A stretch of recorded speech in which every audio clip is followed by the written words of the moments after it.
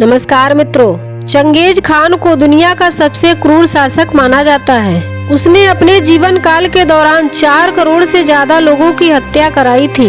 उसकी बर्बरता का अंदाजा इसी बात से लगाया जा सकता है। उसने 1 घंटे के अंदर ही 17 लाख से ज्यादा लोगों को मौत के घाट उतार दिया था। इतना क्रूर शासक होने के बावजूद भी चंगेज खान ने कभी भी भारत पर हमला नहीं किया था। आखिर क्या वजह थी कि चंगेज खान ने भारत को अपने कब्जे में नहीं ले पाया था? सोने की चिड़िया के नाम से विख्यात भारत को अपने कब्जे में लेने की इच्छा इतिहास में हर शासक की रही है, लेकिन चंगेज खान ने भारत पर कभी भी हमला नहीं किया था। तो आइए मित्रों, जानते हैं चंगेज खान इतना क्रूर होते हुए भी भारत पर हमला क्यों नहीं किया था। चंगेज खान का नाम सुनकर सभी को लगता है कि वह एक मुसलमान शासक था, लेकिन वह मुसलमान नहीं था। वह मंगोल का रहने वाला था और बुद्धिज्म धर्म का अनुयायी था। चंगेज खान का असली नाम तैमुजीन था। चंगेज खान के जन्म से पहले 1160 के आसपास मंगोल में लोग आपस में लड़ते रहते थे और उसका फायदा चीन के शासक उठाते थे और मंगोल के ज्यादातर हिस्से पर चीन की सेना बार बार आक्रमण कर उन्हें अपने कब्जे में ले रही थी। उस समय मंगोल्स बहुत ज्यादा मजबूत नहीं थे, इसीलिए वे चाहते हुए भी चीन की सेना का मुकाबला नहीं कर पाते थे। सन 1162 में मंगोल के मुखिया के घर में तैमुजीन का जन्म हुआ था। जिस घर में तैमुजीन का जन्म हुआ था वह काफी समृद्ध हुआ करते थे। तैमुजीन के पिता एक शानदार योद्धा थे और इसी वजह से मंगोल में उनका एक अच्छा खासा नाम था। लेकिन जब 1171 में तैमुजीन सिर्फ 10 साल के थे तब उनके पिता की मृत्यु हो गई थी। पिता की मौत के पहले तैमुजीन उनसे काफी विद्याएं और हथियार चलाना सीख गए थे और सिर्फ 10 साल की उम्र में ही तैमुजीन ने कई विद्याओं में महारत हासिल कर ली थी। जिस समय तैमुजीन का जन्म हुआ था उसके हाथ के ऊपर एक लाल रंग का निशान था। उस निशान को देखकर ज्योतिषियों ने एक भविष्यवाणी की थी कि आगे चलकर यह लोगों की खून की वजह बनेगा। पिता की मौत के बाद तैमुजीन की माता के ऊपर 7 बच्चों की जिम्मेदारी आ गई और पिता की मौत के कुछ दिन बाद तैमुजीन को शाही खानदान से बेदखल कर दिया गया था और मजबूरन तैमुजीन के परिवार को जंगलों में रहना पड़ा था। एक समय पर सबसे शक्तिशाली परिवार माना जाने वाला तैमुजीन का परिवार अब गरीबों की तरह अपना जीवन यापन कर रहा था। धीरे धीरे तैमुजीन जब 12 साल का हुआ तब उन्होंने एक बोर्ते नाम की महिला से शादी कर ली। लेकिन जब 1178 में बोर्ते को एक अन्य कबीले के लोगों ने अगवा कर लिया था। मंगोलों की खास बात यह रही कि वह कभी भी अपना अपमान नहीं भूलते हैं और वह अपने अपमान का बदला लेना अच्छे से जानते हैं। तैमुजीन ने तुरंत अपने भाई के साथ मिलकर एक सेना तैयार की थी और अपनी पत्नी बोर्ते को सम्मान के साथ वापस घर ले आया था। और इसके बाद तैमुजीन के बहादुरी के किस्से दूर दूर तक मशहूर हो गए थे।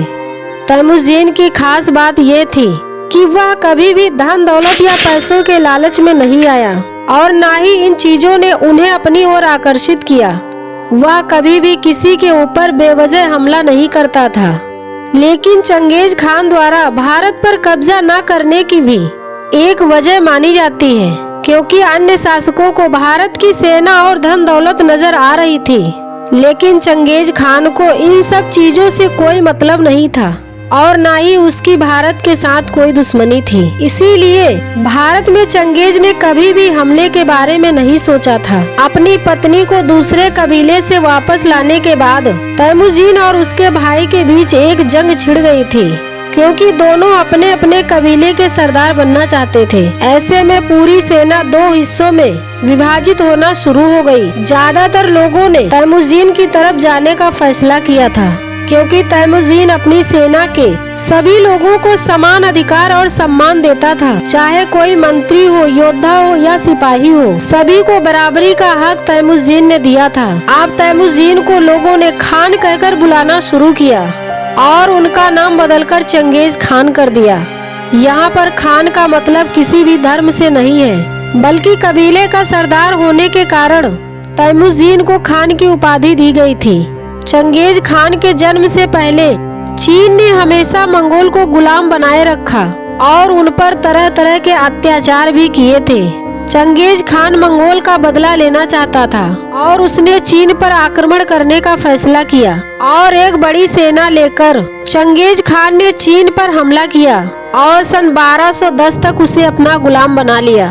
सिर्फ 5 सालों में यह कितने बड़े और ताकतवर साम्राज्य को जीत लिया। ताकतवर साम्राज्य को फतह करना बिल्कुल भी आसान नहीं था, लेकिन चंगेज खान की बहादुरी ने चीनियों को घुटने टेकने पर मजबूर कर दिया। इसके बाद चंगेज खान ने चीन की सल्तनत पर आक्रमण किया। इन दोनों साम्राज्य के लोगों ने ही मंगोल्स पर सबसे ज्यादा अत्याचार किए थे। चंगेज खान की क्रूरता और उसकी सेना से बचने के लिए चीन ने एक the great wall of China का निर्माण कराना शुरू कर दिया, लेकिन चंगेज खान की विशाल सेना के सामने ग्रेट वॉल ऑफ चाइना का आकार भी छोटा नजर आने लगा और चंगेज खान की सेना आसानी से दीवार पार करके चीन में दाखिल हो गए। जिस समय चंगेज खान चीन पर आक्रमण कर रहा था, उसी समय एक अन्य पड़ोसी साम्राज्य काराखिदाई अंपायर ने मंगोल के कुछ शहरों पर हमला कर दिया। वह इस बात से अनजान थे कि अब मंगोल्स कमजोर नहीं रहे और वह अब दुनिया के किसी भी सेना को मार गिराने के लिए काफी है। चंगेज खान की मंगोल सेना ने आसानी से काराखिदाई के अंपायर को अपने कब्जे में ले लिया। अब चंगेज खान लगातार मंगोल अंपायर का विस्तार कर रहा था। उसने ख्वाराज़मिन अंपायर ट्रेड रूट को खोलने के लिए अपने 3 दूतों को भेजा, लेकिन ख्वाराज़मिन का अलाउद्दीन मोहम्मद किसी के आगे झुकने वाला नहीं था। उसने मंगोल के 3 दूतों में से एक का सिर काट लिया और अन्य मंगोलियों को भी बेइज्जत करके वापस भेज दिया। वह पूरी घटना जब चंगेज खान तक पहुंची, तब उसने ख्वाराज़मिन से बदला लेने का फैसला किया। अलाउद्दीन नहीं जानता था कि चंगेज खान उसके राज्य में कितनी तबाही मचाने वाला है और जिसकी उम्मीद थी वही हुआ। चंगेज खान ने अलाउद्दीन मोहम्मद के पूरे राज्य में कत्लेआम मचा दिया और अलाउद्दीन मोहम्मद को भी सेना द्वारा मार दिया गया और अलाउद्दीन का बेटा जलालुद्दीन अपनी जान बचाकर दिल्ली तक आ गया। दिल्ली सल्तनत के सुल्तान इल्तुतमिश से जलालुद्दीन ने मदद मांगी। यह बात सन 1221 की है। उस समय चंगेज खान की सेना सिंधु नदी के किनारे खड़ी थी, जिसके दूसरे छोर पर हिंदुस्तान था, लेकिन इल्तुतमिश ने जलालुद्दीन की मदद करने से इनकार कर दिया। इस बात से चंगेज खान काफी खुश हुआ और उसने भारत पर आक्रमण करने का फैसला टाल दिया।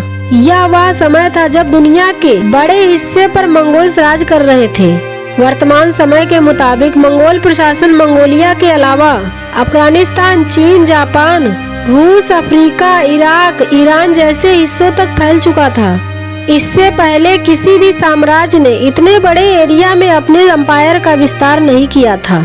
कहा जाता है कि चंगेज खान बौद्ध धर्म से काफी ज्यादा प्रभावित था। वह जानता था कि बौद्ध धर्म के लोग शांति और अहिंसा में विश्वास रखते हैं, जो कि बौद्ध धर्म की उत्पत्ति भारत से ही हुई थी और इस वजह से भी चंगेज खान ने भारत पर आक्रमण नहीं किया था, क्योंकि ऐसी पवित्र धरती पर वह खून की नदियां नहीं बहाना चाहता था और वह सिंधु नदी के किनारे से ही वापस लौट गया। चंगेज खान ने भारत पर आक्रमण क्यों नहीं किया, इस बारे में अन्य कई और बातें प्रचलित हैं। बताया जाता है कि जब वह सिंधु नदी के किनारे डेरा डाले हुए था, तब उसे सपने में एक सफेद घोड़ा नजर आया और उसने भारत पर आक्रमण न करने का आग्रह किया। चंगेज खान इन चीजों पर काफी विश्वास रखता था और इसलिए भी भारत पर आक्रमण नहीं किया था। कुछ और अन्य इतिहासकारों की माने तो चंगेज खान ने भारत पर आक्रमण करने का फैसला टाला नहीं था, सिर्फ उसने आगे बढ़ा दिया था। ऐसा इसलिए कहा जाता है क्योंकि चंगेज खान की मौत के बाद मंगोल अंपायर के अन्य शासकों ने कई बार भारत पर आक्रमण किया। जिस मंगोल का युद्ध अलाउद्दीन खिलजी और मोहम्मद बिन तुगलक की सेना के साथ हुआ था, कई जगह जिक्र किया जाता है कि अलाउद्दीन खिलजी और चंगेज खान के बीच एक भयंकर युद्ध हुआ था, लेकिन ऐसा नहीं हुआ था क्योंकि वह दोनों एक साथ तक जीवित ही नहीं थे। चंगेज खान की मृत्यु सन 1227 को हो गई थी, जबकि अलाउद्दीन खिलजी का जन्म ही 1260 के बाद हुआ था। चंगेज खान की मृत्यु कैसे हुई, इसके कई दावे किए जाते हैं। ज्यादातर इतिहासकारों का मानना है कि युद्ध के दौरान घोड़े से गिरकर चंगेज खान की मौत हो गई थी। तो वहीं पर कुछ लोग चंगेज खान की मृत्यु की वजह प्लेग की बीमारी को मानते हैं। इसके अलावा कई जगह ये भी जिक्र मिलता है कि उत्तर पश्चिम चीन में एक राजकुमारी ने छुरा घोंपकर चंगेज खान की हत्या की थी। लेकिन सच क्या है ये अभी तक पता नहीं चल पाया है। आपको जानकर हैरानी होगी कि इतिहास में जितने योद्धा या शासक हुए हैं उन सभी के मकबरे कहीं न कहीं मिले हैं। लेकिन चंगेज खान ने कहा था कि मेरे मरने के बाद कोई भी निशानी धरती पर नहीं रहनी चाहिए। इसीलिए चंगेज खान की कब्र कहाँ मौजूद है इस बारे में कोई नहीं जानता। कई रिसर्चर चंगेज खान की कब्र का पता लगाने की कोशिश कर रहे हैं और बताया जा रहा है कि तुर्खान खल्दुन के पर्वतों के बीच चंगेज खान का मकबरा मौजूद है। कुछ समय पहले ये दावा किया गया था कि वर्तमान में चीन में मौजूद हर 200 में से एक व्यक्ति चंगेज खान का ही वंशज है, क्योंकि चंगेज खान एक अय्याश किस्म का व्यक्ति था। उसकी सैकड़ों संतानें हुई थी। भारत में मुगल साम्राज्य की शुरुआत करने वाले बाबर से लेकर बहादुर शाह जफर तक सभी चंगेज खान के ही वंशज हैं। चंगेज खान मुसलमान नहीं था। उन्हीं के वंशजों ने आगे चलकर भारत में मुगल साम्राज्य की नींव रखी, जिन्होंने 300 साल तक भारत पर राज किया। तो मित्रों, ये थी चंगेज खान ने भारत पर आक्रमण क्यों नहीं किया। आप लोगों को कैसा लगा कमेंट कीजिएगा और हमारे channel story line audio cast को लाइक और सब्सक्राइब कीजिएगा।